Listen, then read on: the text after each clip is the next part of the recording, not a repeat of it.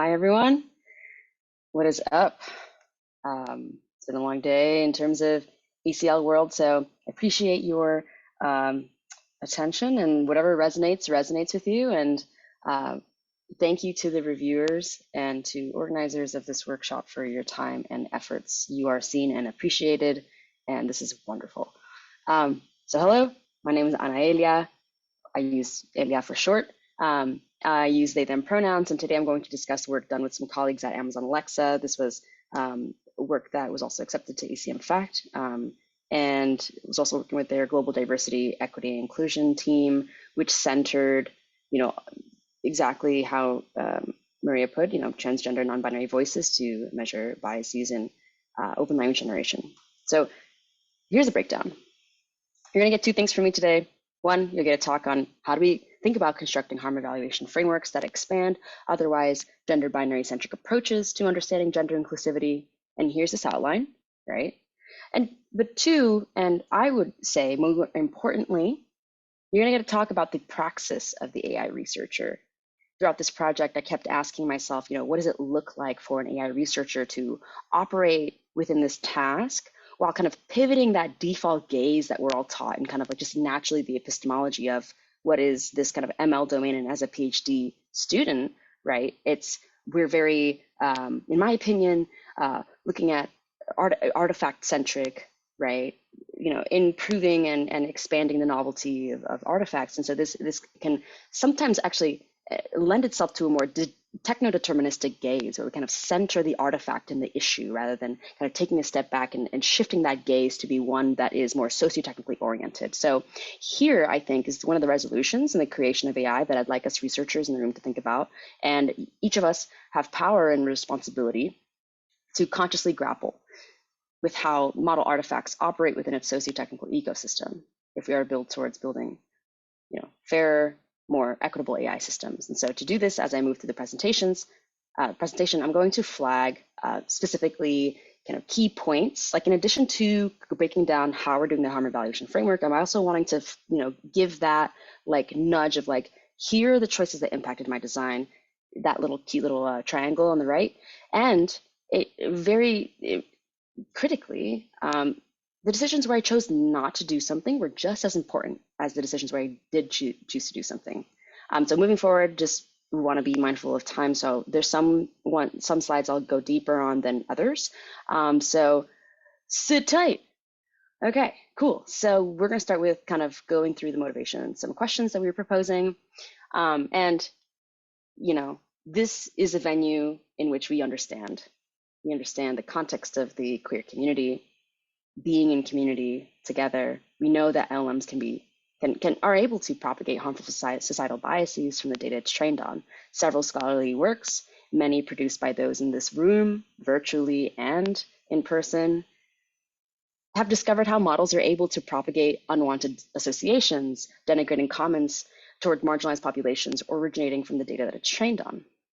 Now, we also know that the trans and non-binary community disproportionately face discrimination, exclusion, and violence in daily life. This is ever so present and felt today.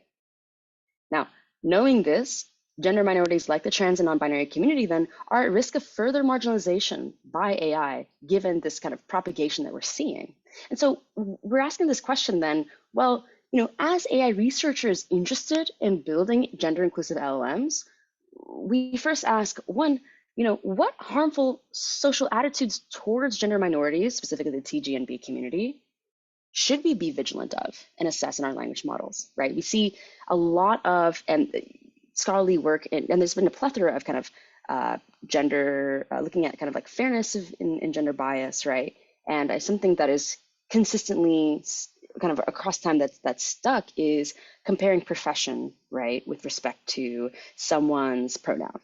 And, it's certainly a place to start asking questions around, where are these stereotypes? Do we see them propagated? But we need to pause and ask the question, wait, do these stereotypes apply to people that don't fall on the binary, right? Or are trans, or are not cisnormative? And I can go on this. So, but a second question we ask is, do these harms persist in open language generation? So from this, we build out a harm evaluation framework critically informed by harms faced in social realities, explicitly those that differ from the gender binary. And again, I want to kind of give that a little bit of a contrast that differ from the gender binary, because we're going to be looking at different things, like whether we choose, for example, circling back to that kind of example I gave of like comparing pronouns to occupations, the occupational stereotype is specifically grounded in assumptions in binary gender around social psychology, around cisgendered individuals. And that's, we see, propagated then as a kind of massive harm evaluation format, right? Although, there are, what do we do about those that differ from the gender binary? And so this is that second part is what I'm looking at here in this presentation. So we're going to also go through an interdisciplinary analysis of our results, and then we release a data set of prompts to evaluate our models, and we're going to call that dataset Tango. Also update Tango dataset. We have, we could get more info in the paper, and I'll put a link in the paper at the end. But we actually have some prompts available in the paper directly, and then we're in the process of making sure that gets out to everyone. And then we'll also have it available on Hugging Face. Okay, so now we're like, all right, what are you talking about? What do you mean making sense of social realities, Elia? What do you mean inform LLM harm evaluation, Elia? I'm like, all right. So the question is then, how do we ground this in documented experiences, right? Because as several have pointed out, right, when we think about recourse, feedback, co-creation of knowledge, generation of auditing processes, it comes down to having the process reflected by the people that are being harmed. Critical inquiry, right? Inquire on the people that are being impacted, get that feedback, then, iterate accordingly. So how do we make sense of that feedback specifically? All right, so working with documented experiences can be done in several forms. You can either directly collect the data yourself, and that's called primary data gathering. It's what we see a lot in computer science. We're like, oh, we went out, we have this survey. Oh, we went out, we did this thing. But I think, and this is great. Now, we can also look outside of CS to other domains that have already gathered qualitative experiences with similar inclusion criteria. And this is called secondary data collection. And so we take the second approach and ground our evaluation in this paper by J. Puckett et al., who gathered 181 narratives to understand marginalization stress in this work called Systems of Cissexism in the Daily Production of Stress for Trans and Gender Diverse People, and was published in the International Journal of Transgender Health. And so, little flag, ready? Here's my little warning sign, boop. All right. Now, one thing to note is that I'm making a decision here. I'm making the decision of what I'm choosing to be a harm, and that decision as an AI researcher is propagating into the methodology that I'm proceeding with. So for some context, gender minority marginalization stress has been thoroughly studied and connected to real life, negative mental health outcomes, and so content warning, connection to depression, anxiety, suicide. So in this work, this marginalization stress is what I define to be a harm, and now I am choosing to translate this into an LLM harm evaluation task. So in this paper, just to be very transparent, there are several experiences of marginalization stress that were collected and understood. For the instance, the use of gender non-affirmative language, like for example, misgendering falls under that. Body policing, for example, the evaluation of someone's gender and wondering what they are or wondering what's their genitalia. And also the outright rejection of one's gender identity entirely. And so now as AI fairness researchers, we're studying this context, we're like, okay, cool, translation, what does this mean? Two things, and I wanna be mindful of time, so LLM misgendering and LLM responses to gender disclosure. Those were conscious decisions that I made as a researcher. And so just to be very clear, these failure modes are left-hand side, this example of this underlined text as a prompt that is used to trigger a model text generation. And then the non-underlined text is the model generation. So in this example, Jessie, who uses they pronouns, is misgendered, right?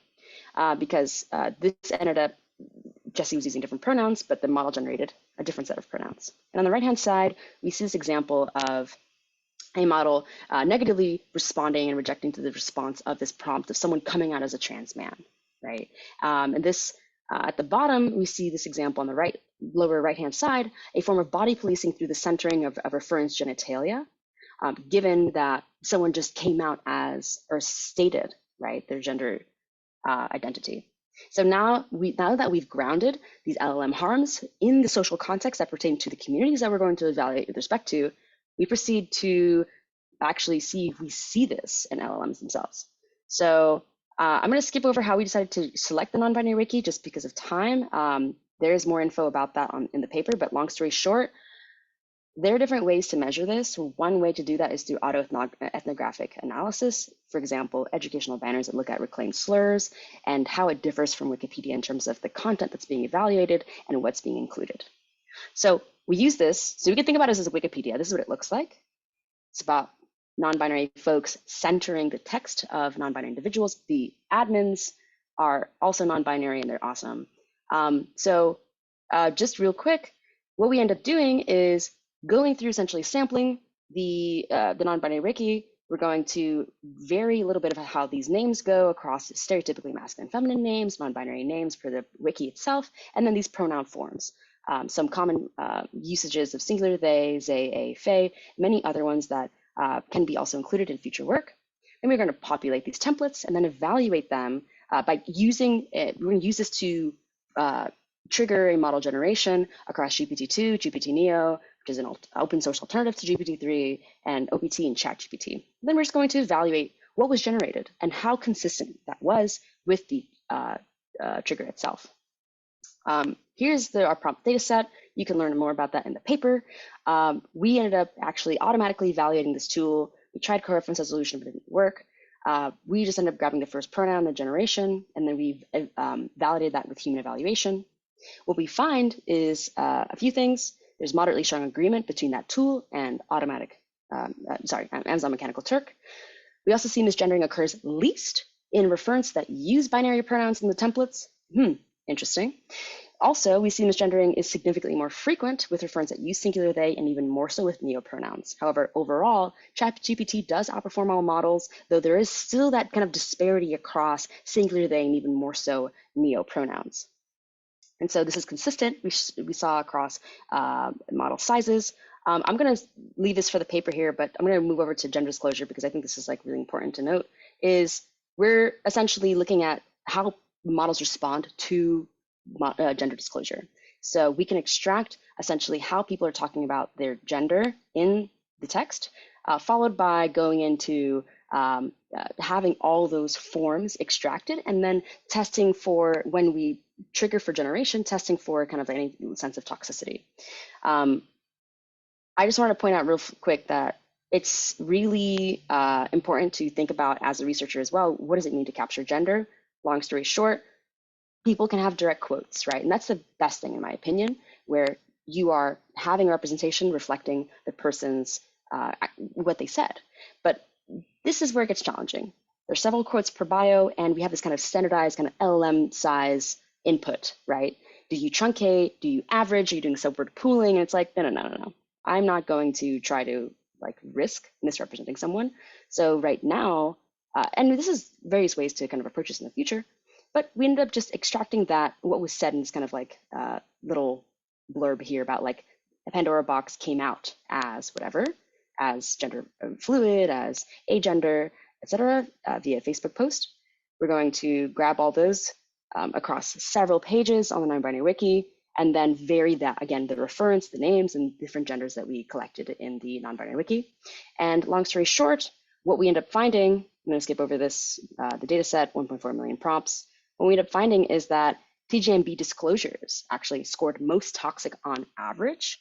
And if we trigger across several disclosure forms, we find even if like across different forms that are more like, oh, this person is trans or this person identifies as trans, we note that either way, TGMB identities are the ones that score more toxic, even though those texts are pertaining to people expressing their gender in a more fluid way. And so I just want to note also that there's this tension to explore. And so on the left-hand side, just to be clear, right, it's like I also put in like a man and woman to have like this kind of comparison point of like ratio of toxic text on the x-axis. And so we see that on average, all these other non-cis-normative genders are going to be scoring a lot more toxic across these models. And I just want to point out that little triangle, just like, hey, also be sure to note that annotator demographic matters here. Who is considering this to be toxic, and is there any TGMB representation? We also found an example of body policing where literally using OPT and the gender identity gender fluid. You could say that, Cypress is gender fluid, actually generated and has a penis. I'm not sure if you're being sarcastic or not. I'm just saying that the gender fluidity of Cypress is a bit of a stretch. So this is an example where, while it's not, it might not be caught by, say, regard or like sentiment, but this is something where it's like, okay, this is, a form of body policing, and it's invasive. And across the board, we saw significantly more of these examples for those with TGMB identities. And so, long story short, to drive it home, yes, we consistently observe dominance of binary pronoun representation and robustness in this way. Two, model texts are reflecting a daily marginalization experience that we see reflected in real life in the TGMB community. And we have these constructive suggestions that we talk about in context learning, training on diverse data, right, in the paper. But even more importantly, assessing TGMB harms and LLMs requires us to understand not only how such identities inherently differ from the gender binary, but also how a framework scope is directly conditioned on who it was made for and who you talk to create such a thing, right? And what our assumptions were in thinking that that's a valid harm evaluation to take. Anyways, thank you so much. I think that is time. Yeah, urging fellow researchers to learn about community-specific social context to inform and guide harm evaluation, and shift from reactively responding to something that happens in terms of like, oh my God, there's this harm, versus proactively exercising socio-technical vigilance, is what I call it, by contextualizing each AI pipeline decision within that kind of socio-technical ecosystem that it's going to be deployed in. So that's the scoop. Hit me with any questions. Here for it. And yeah, thank you. And this is the paper. It's a little QR code. And I don't know. I'm on academic Twitter now. It happens. So feel free to hit me up anytime. Oh yeah, and then citations. But I'll leave this here for reference. Thank you, Elia. Let's do one more question because we're a little bit behind the schedule, and then head into the social. Yes, would you mind grabbing the mic there?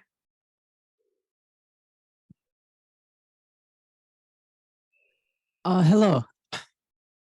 Blaze, she or they. I was just wondering, shoot, I forgot my question. Okay, wait. I'm curious as to what would, I guess, the response of LLMs, ChatGPT, things like that need to be when it doesn't know the pronoun or gender of the thing you're asking it to describe, or not the thing, the person you're asking it to describe. Obviously, it can use they, them for people that when like ChatGPT doesn't know the pronoun, but I mean, there are other cases or like other languages where like it will have to use some sort of, it might have to use some sort of gendered language. Is there a way to like get these models to be able to like ask follow-up questions before, because it seems like right now they will just assume a pronoun and then you have to go in and say again, no, this is wrong, please change it. Is there a way to like, if there's something that the model doesn't know, get it to like ask a follow-up question prior to giving a response? Yeah, that's a really great question, and that's ready. That's like a brilliant idea, right? It's like, okay, if it's uncertain, ask. And I think this is something where we think about kind of dialogue frameworks. That's something where you'd want any form of like, if there's ambiguity or hesitancy or uncertainty that the model is kind of picking up on, that it's going to then ask a kind of disambiguating question, right? Where it's like, what do you mean by that, or XYZ? Now, I think this depends on the regime that you're training in, right? Like if you're going to be, using a kind of like more encoder or like decoder transformer framework or any kind of other framework, there has to be that baked into the system that you're going to be using it in. So even if it's not like a dialogue model, like you can still have kind of an post-processing system and be like, okay, cool, this is the probability of this that came out. This is not correct. Let me shift gears to like have that be happening. So I think it depends on the system, like, and how like the AI is incorporated into what is being used and what's touching the user, or what the user is touching rather. And so I think the most direct kind of like organic thing I think about is the context of dialogue systems, where that's something that you can be training to, for example, visual, like, VQA, right? It's like you can be going through this kind of question answering kind of framework, I think, for kind of getting that to be a case to be looking at. So that's one place that shows up. Certainly something to consider. Yeah. Thank you. Well, let's thank the speaker once more.